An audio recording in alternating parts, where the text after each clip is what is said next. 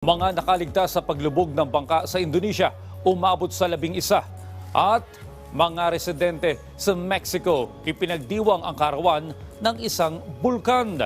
Si Joy Salamatin sa sentro ng balita. 11 mangingisda ang nakaligtas habang 2 ang nasawi matapos lumubog ang kanilang bangka sa katubigang sakop ng Selayar Island sa South Sulawesi sa Indonesia. Ayon sa mga otoridad, natagpuan ang mga survivor na stranded sa 2 magkahiwalay na atol matapos magpalutang-lutang sa dagat ng ilang araw. Umalis ang bangkang pangisda sa North Jakarta Port noong March 3 at papunta sana ng Lombok Island sa West Nusa Tenggara Province. Tulong-tulong na ang mga rescue volunteers at Navy sa paghahanap sa 11 pang mga mangingisda.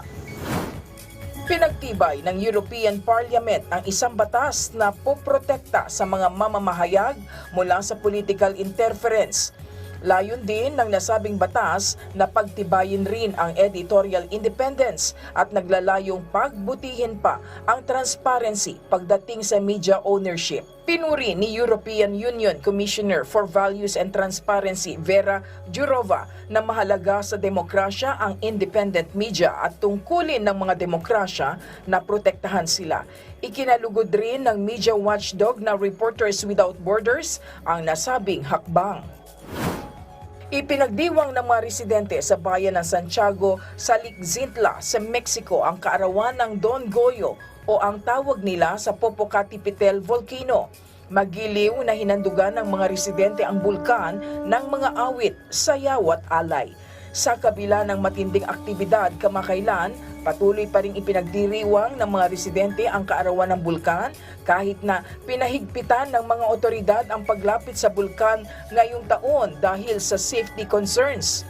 Ayon sa tradisyon, nagmula ang alamat ng bulkan sa isang lalaki na nagpapakita sa pintuan ng mga kabahayan para manghingi ng tubig na nagsasabing siya ang bulkan.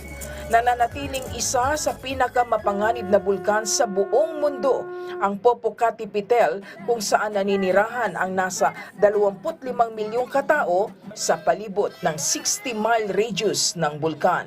Joy Salamatin para sa Pambansang TV sa Bagong Pilipinas.